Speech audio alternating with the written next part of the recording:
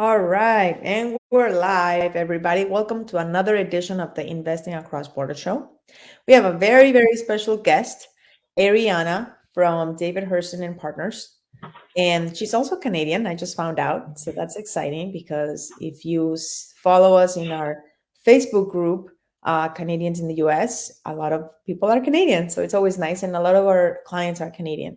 So, Ariana, thank you for joining us. Shema might join us in a little bit, but she's having some technical difficulties. But if she joins, we'll bring her on as well. But Ariana, we'd love to introduce yourself and we welcome you. Thank you for joining us today. Hi, awesome. Thank you. Thank you for having me. I'm looking forward to being here. I'm an immigration attorney, as you said, with David Hurston and Partners out in California. I myself was born and raised in Maine, and that's where I live now. So I do this remote kind of work every day. My dad's from Montreal. So as you said, I'm a dual citizen of the US and Canada. And I have just more broadly an immigrant family. So I feel like that's something that helps me in my career because I do kind of get it, the rest of the concerns that you have when you're going through this process with your family. Yeah. Yeah, and that it is something that affects everything in some kind of ripple effect. So I like being able to talk with my clients about that whole perspective. In addition to E2s, I'll just mention I sometimes work on national interest waivers, visas for people who have extraordinary abilities. So I really love this type of immigration where people like E2 investors and other individuals can bring something and contribute to the country and get here on some kind of lawful status in exchange. So Yeah. thanks for having me. Looking forward to this discussion.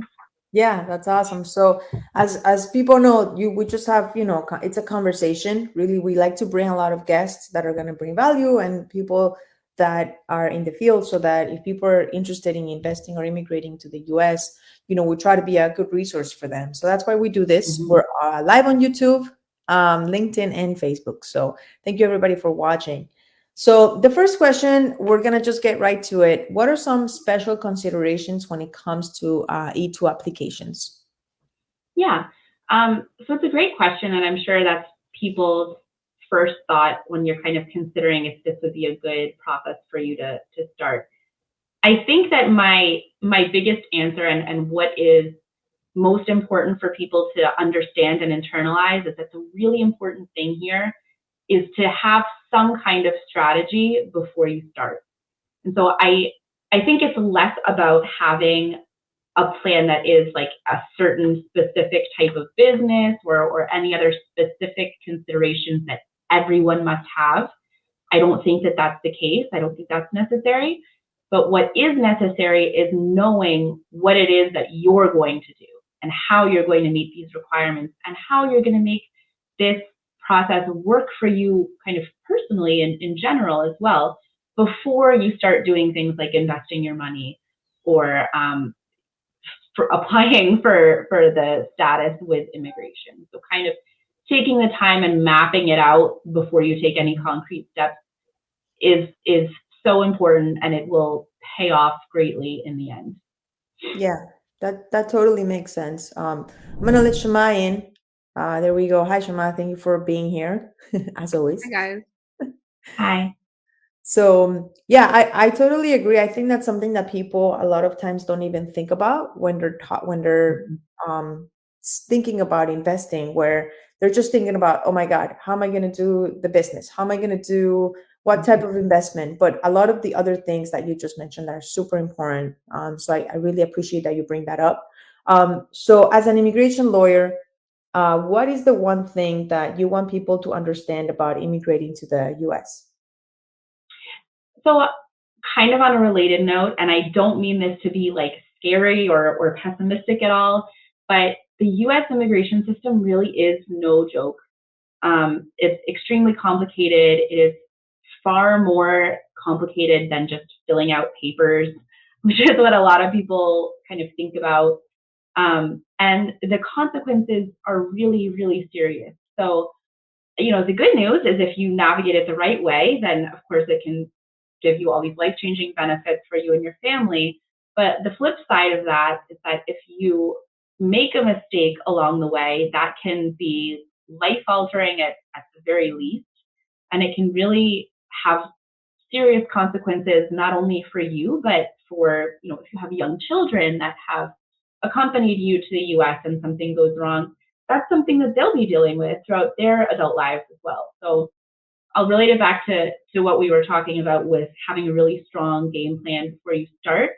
You need to know what it is you're going to be doing before you are making moves that are going to follow you for the rest of your life the way that they do in our immigration system. Yeah. Wow. No, it sounds like you definitely want to have everything taken care of right away, and not and work with people that actually know the law and can really help you. I mean, obviously with our clients, we start with our consult. So if anybody wants to schedule a consult, Raymond, please feel free to put that in the chat. And that's how we were able to really understand and personalize the plan, so that then we can talk to Arianna and all of our partners, for example, so that you have the everything in place and we guide you in the right direction. So thank you for mentioning that. Shoma, did you want to ask something? No, since I joined a little bit late, I'm still getting into the groove of things, Okay. so I will ask something later. Okay, great. So Arianna, we talked a little bit about, the considerations when it comes to an E2 visa and some of the things that are important to consider when people are immigrating to the US. Is there something else that you would like to add about the whole process? Maybe some, obviously don't mention client names, but things that maybe come up that you get to see on a day-to-day basis when it comes to E2 applications? Nothing specific, but just like in general. Sure, yeah. I think that what I would want to know if I were starting a process like this, or even like considering it in any way, even if it's kind of seems like a long way off, is that you really can tailor this to what you want to do. So on one hand, like I think you get people who are like have had maybe a career in something that they're leaving behind and they want something new and they have no idea what they want. Something really valuable that a team like yours can help with is to come up with and find a business that is going to work really well for the E2 process. And maybe it's something that you would never have thought about on your own, but it's just kind of like this obvious structure that lends itself really well to this process. I think that could take a lot of weight off your shoulders if you're not sure what you want to be doing, but you are open to other people's suggestions. And then on the other hand, like if you are someone that is considering this, but you do have some kind of interest or a career that you can start in the States, you can also make this process work for you and whatever it is that you want to do specifically. So I've seen kind of a mix. I've seen people who've said, oh, I had no idea how I could possibly come up with a business. Maybe like they've never been a business owner and the whole thing is very intimidating, or which I totally understand, or something like that. And your team has been able to say, well, here's an example of something that a lot of people pick up easily and works for this process, and people have been thrilled for that. And then I've seen clients who just come with these really specific ideas that they already know they wanted to do, or they've been doing it before in another place. And we can absolutely make that work for them. And now they have a second location of their international, restaurant chain or whatever it is, and they're still doing exactly what they've been doing. So I think no matter where you land in terms of like the spectrum of knowing what you want to be doing for your business, there's no right or wrong place to be on that spectrum. You can make it work. Right. I think that's key because a lot of times you're overwhelmed into finding something new or something like that. And I mean, there's a lot of franchises that could potentially expand the business that you currently have in Canada, or, if you're anywhere else, of course, that qualifies as well. But I think figuring out how to make it work. And that's why, working with us, with Arianna, you're able to do that, and you don't have to start a new career per se. If you want to, then I mean, you're all for it. That's great. But there's a lot of different options for people out there that maybe they don't know about, and it's definitely something that that we should definitely keep in mind. And Somebody said, I love the 360 consulting your team provides individuals and families exploring options for immigration. And that's exactly right. I mean, when you work with us, you work with people who have done that. Like Arianna is a perfect example, and David Herson and Partners team, where when you come to us, we get everything organized and we help you find the right business for you, for your particular situation. It's all personalized. And then we work with other teams as well, so that we're not doing everything. We're connecting you to the right people and guiding you in the process.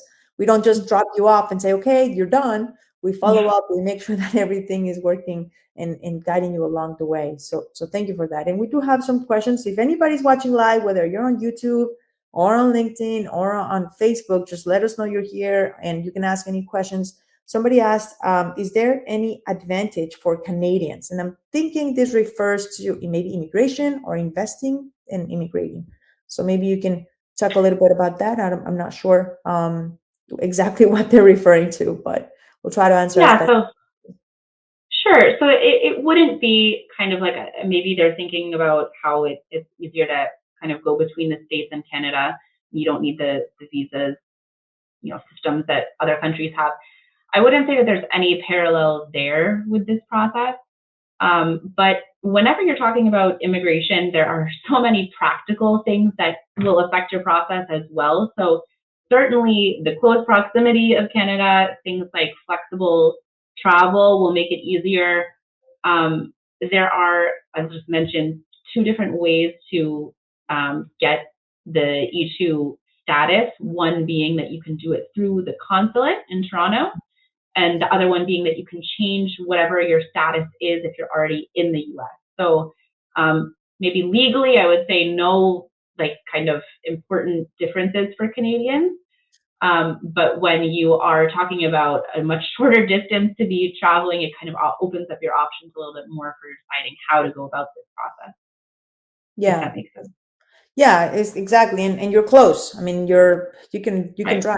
So I think that right. also a lot of people, when they're starting the process, they just want to, just check out the area. You don't need to, book a Mm-hmm. flight necessarily. Mm-hmm. Actually, some of our clients, were just in Orlando and they're driving all the way up to to Canada, believe it or not. So even in Florida. So from Florida even to Canada. So it really just depends on, how you feel but that's definitely an advantage that a lot of Mm-hmm. people don't have from other countries as well.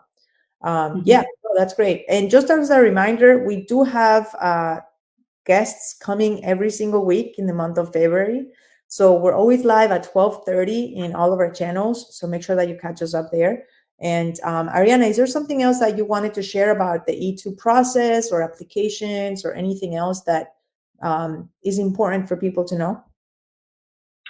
I think you may be a broken record at this point, but something that I always want to mention, no matter if it's an E2 process or something else, is that I think people really get caught up in what they've heard their friends or family or other people talking about as being either successful or unsuccessful experiences. I don't want to run through like the requirements for the E2 visa, but I can say that some of them refer to the amount of money that you're investing. There are other requirements that have to do with your role in your company and the company itself. And so the requirements are all encompassing for the whole business process and investment process. And it's not that they're flexible requirements, but there are a lot of different ways that you can meet them.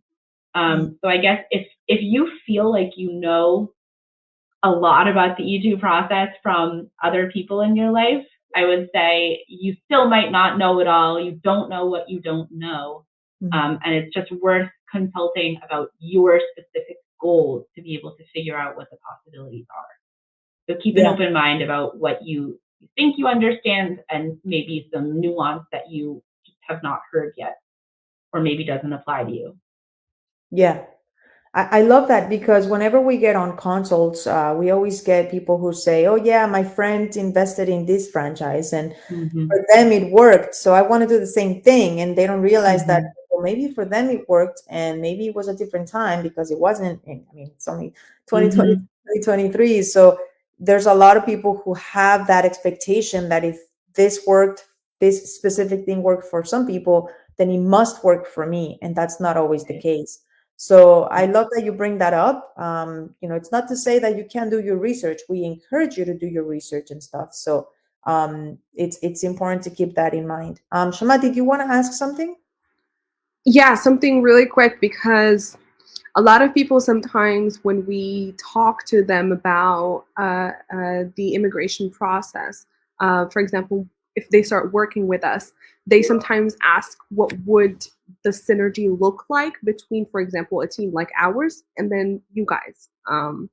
Mm-hmm. For us, it's pretty outlined, right? So if you guys don't know already, but we do have a 3-phase program that starts with identifying the business, and then we move to phase 2, where there is the business plan set up, and then phase 3 is where people like Arianna intervene in order to help with visa application preparations and everything it entails. I wanted to ask you, what do you think the advantages are for people that presents the synergy that we both have?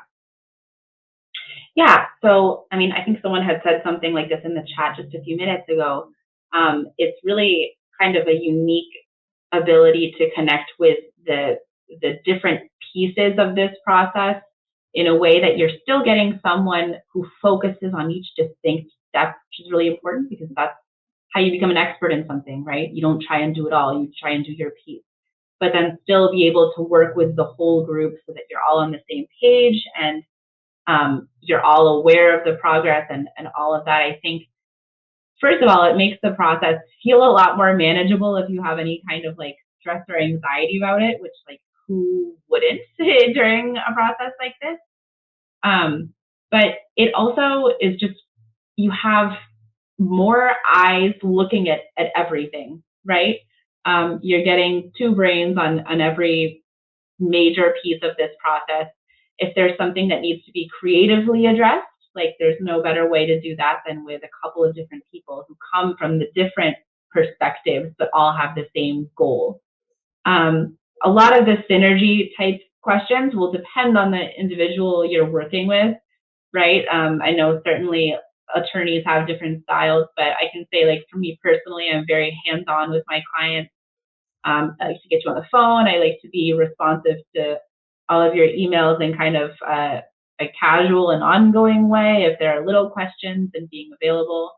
And it is nice to have people on the email chain where someone is always like kind of present and able to move the case forward. Yeah, I think you made a really good point, because sometimes in consults, people would tell us, do you do this particular part of the process? Do you do this particular Mm. part? And then Lauren would intervene and said, like, we are supervising the process. We are experts in how it goes.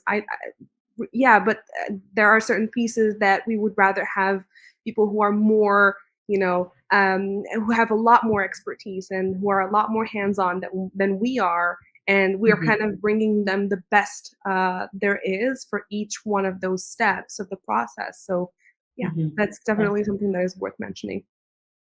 I think I get the temptation, I really do, to want to have one person who does it all. But I think that if you think about it, in whatever it is that each of us does, you can kind of understand why you want someone who does a smaller slice of the process and does it more, right? Mm-hmm. Yeah, I mean, it definitely impacts efficiency. It impacts the quality of it as well, the success Oh of yeah. it, and all of that. So, yeah. Yeah, I totally agree with that. And based on that, it's actually a good segue. Somebody else asked, can you give examples of how a requirement is in one way but can be in another? Well, most legal clauses are subject to interpretation, right? And Mm-hmm. that specific advice really depends on the situation. So um, Mm-hmm. that's why we personalize everybody's path, because no one path is going to be identical and the same for everyone. So that's exactly what we're talking about, that by you working with people like us, you can really get the best of both worlds, because we're going to advise you on the right franchise or the right business that you're going to love, that you're going to really do and bring to the US. And then people like Arianna are going to do the specifics of the E2 application. And we have somebody who actually, that's all she does is write business plans. That's her life.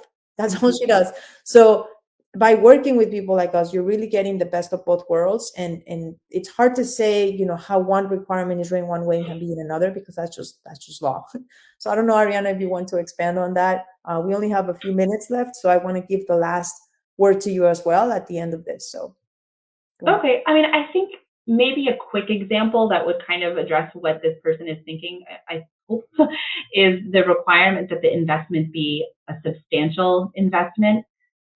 Because not so much that it would be read one way or another, but whether an investment is substantial or not depends on what the business is and how your amount that you're able to put in kind of compares to what the business needs and what it's doing and who else is invested, or all of that. So that's one brief example of how that requirement will be met by one person and then also be met by another person, even if the amounts are very different and the business models are very different, and all of that. So Yeah. hopefully that's something that addresses that concern of, like, when we are looking at these requirements and how to meet them, we're looking only at what you're doing and not what worked for someone else.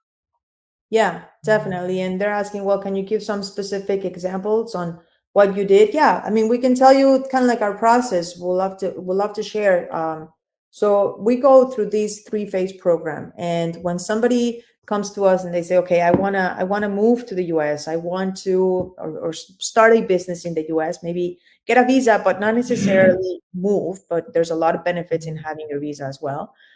We go through these three phases. Phase one is picking the right business. And a lot of times we work with franchises because they check a lot of the boxes, and it's just an easy way to get a business started in the US. But other times we work with people who want to move their existing business, who want to start a new business, who want to buy a business in the US that is not necessarily a franchise.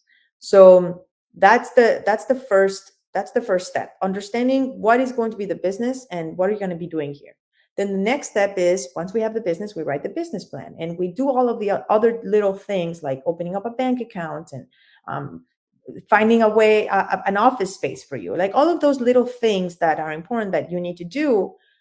We advise you on all of these things that are important. And then phase three is people like Arianna, who we connect with so that we can file the visa petition, because at this point everything has been done, and we just have to go over the application, go over the business plan, and then we move forward. So all of that process, and those are specific examples. I love to tell you, we use this franchise or that franchise, but there's thousands, thousands of ways to use a business that will qualify for an E2 visa. And if you're asking, can use money? Yeah, obviously you need to invest money into a business so that it would qualify. So we only have a few minutes left. Arianna, do you want to say any last words or continue on the conversation that we based on this last question that we had, so we can wrap it up? Yeah, sure. I mean, I guess I would just say that, especially this E2 service that is available to people like right off the bat and just at the beginning of thinking about maybe possibly someday doing this, it's kind of maybe not totally unique, but it's really special because there are a lot of different immigration processes that you can't have this kind of bird's eye strategic planning right off the bat. And it's really nice for me as an attorney to kind of step in at that stage three where all of the decisions have been made right and the way that I would have wanted to make them. And things are kind of all teed up so that it's going to be really clear and straightforward to show all of these requirements being met. And I mentioned I'm in a family that has, people in many different countries. And what I would say to any one of my own family members or loved ones is to start early with a process like this and with a service like this, and getting expert help really is not for just difficult or complicated cases. It really is for everyone. There's no reason to struggle through a process and potentially have something go wrong when you can instead just meet with someone one-on-one, explain all of your goals, all of your maybe like fears or obstacles that you think are going to impact your process, and get someone who knows your whole story and can kind of diagnose what needs to happen and figure it out for you. It's a great option for people. Yeah, that's awesome. Well, thank you so much, Arianna. If anybody wants to get started, our consult is, if you want to schedule a consult, is investingacrossborders.net/consult. And thank you so much for joining us, Arianna. This has been great. It's kind of like a general overview of the strategy for a successful E2 application. And that's exactly what we want. We want a successful E2 application for everybody. So we're here to help. We're here to guide you. And next week, we have another amazing guest. Actually, we have 3 weeks of just real estate experts, but I'm not going to give it away of who it is because they're pretty amazing. But you got to be here to find out at 12:30 on Thursdays. For the rest of the month of February, we have real estate experts. But just like Arianna, who's an investing and immigration expert, she's here as well. So we try to cater to everybody depending on what is your interest. Thank you so much for being here, and we'll see you next week.